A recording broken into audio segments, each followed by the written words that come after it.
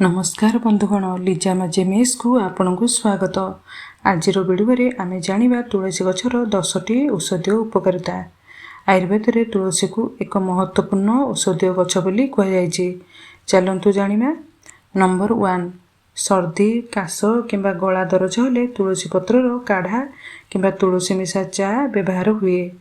Number 2, तुलसी रे थिबा किछि प्राकृतिक उपादान शरीर साधारण रोग प्रतिरोधक क्षमता को सहयोग करिपारे। नंबर 3, आयुर्वेद अनुसार तुलसी हजम प्रक्रिया को सहयोग करिपारे। किछि लोक खाद्य पर तुलसी पत्र खाइबा को पसंद करନ୍ତି। नंबर 4, तुलसी रे एंटीऑक्सीडेंट रहिछि जहा शरीर कोष गुडी को क्षति रु सुरक्षा करिबारे सहायक होइथाय।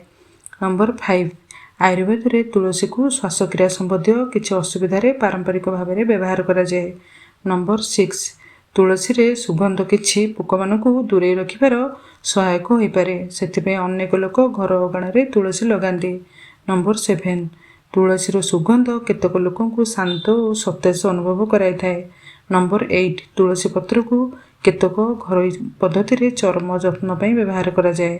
नंबर 9, भारतीय संस्कृति रे तुलसी को पवित्र गछ भाव में मना जाए, तेणु परिवार रे प्रतिदिन तुलसी पूजा करा जाए।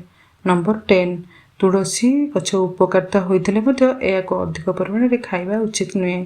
जदि आपण गर्भवती नियमित औषध सेवन करूछंती किंबा कोनोसी गुरुतर रोग रे अछंती, तेबे तुलसी को औषध भाव में व्यवहार करिबा पूर्वरु डाक्टर किंबा आयुर्वेद चिकित्सक सहित परामर्श नियंतु। यह थिला तुलसी रो 10टी उपकारिता। भिडियोटी भल लगिले निश्चय गोटे लाइक करंतु, निज बंधु मानक सह शेयर करंतु एवं लिजा माजे मिक्स को सब्सक्राइब करंतु।